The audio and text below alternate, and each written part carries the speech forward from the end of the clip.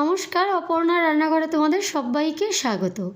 আজ তোমাদের সঙ্গে শেয়ার করব একদম ঝরঝরা চাউমিনের একটি রেসিপি।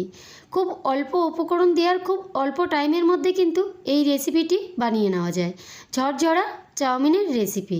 তো চলো দেরি না করে দেখে নেওয়া যাক আমার আজকের এই রেসিপি। সবার প্রথমেই একটা পাত্রে জল নিয়ে জলটা আমি গরম করে নিয়েছি। এইবার জলের মধ্যে দিয়ে দিচ্ছি স্বাদ অনুযায়ী লবণ আর একটু সাদা তেল। এবার জলটা আবার 1-2 মিনিট একটু ফুটিয়ে নিয়ে দিয়ে দিচ্ছি এবার চাউমিন। এখানে চাউমিনটা আমি দিয়ে খুব বেশি কিন্তু সিদ্ধ করব না, এই 3 থেকে 4 মিনিট একটু এই গরম জলের মধ্যে এভাবে চাউমিনটা দিয়ে নাড়াচাড়া করে খুব তাড়াতাড়ি করে নামিয়ে ঠান্ডা জলে ধুয়ে নেব। চাউমিন কিন্তু খুব বেশি সিদ্ধ করলে কিন্তু ঝরঝরা কখনোই চাউমিন রান্না করা যাবে না। চাউমিনটা সবসময় অল্প সিদ্ধ করতে হয়। কড়াইতে তেল গরম করে এইবার দিয়ে দিচ্ছি আমি এখানে গাজর আর আলু আর গাজরটাকে আমি এভাবে চৌকো চৌকো ছোটো ছোটো করে কেটে নিয়েছি। তোমরা তোমাদের পছন্দ মতো কেটে নিতে পারো। এবার গাজর আর আলুটা দিয়ে গাজর আর আলুটাকে একটু ভেজে নেব। গাজর আর আলু ভাজার সময় গ্যাসের আঁচটা একটু কমিয়ে রেখে আলু আর গাজর ভাজবো। এতে করে কি হয়, গাজর কিন্তু আর আলু খুব ভালোভাবেই সিদ্ধ হয়ে যাবে, আবার সুন্দর কিন্তু ভাজাও হয়ে যাবে। গাজর আর আলু কিছু সময় একটু ভেজে নেওয়ার পর এইবার দিয়ে দিচ্ছি এখানে বিনস, গাজর আর আলু আবার 1-2 মিনিট একটু ভালোভাবে ভেজে নেব। আমার এই ভিডিওটি ভালো লাগলে লাইক, কমেন্ট, শেয়ার অবশ্যই করবেন। আর আমার চ্যানেলের নিত্য নতুন রেসিপি পেতে হলে চ্যানেলটি সাবস্ক্রাইব করবেন। আমার গাজর, বিনস, আলু এগুলো ভেজে নেওয়া হয়ে গেছে, তুলে একটা আলাদা পাত্রে রেখে নিচ্ছি। ওই একই তেলে দিয়ে দিচ্ছি ফেটিয়ে রাখা 3টে ডিম। আমি ডিমটাকে একটু লবণ দিয়ে ফেটিয়ে রেখেছিলাম। এবার ডিমের ভুজিয়া রেডি করে নেব।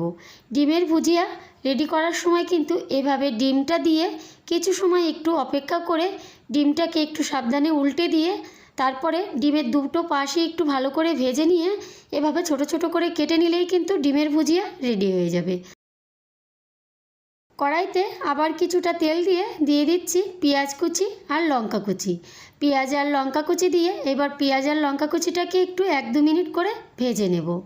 আর এই সময় কিন্তু গ্যাসের আঁচটা মিডিয়াম আঁচে রেখে পেঁয়াজ আর লঙ্কা কুচিটাকে একটু ভেজে নেব।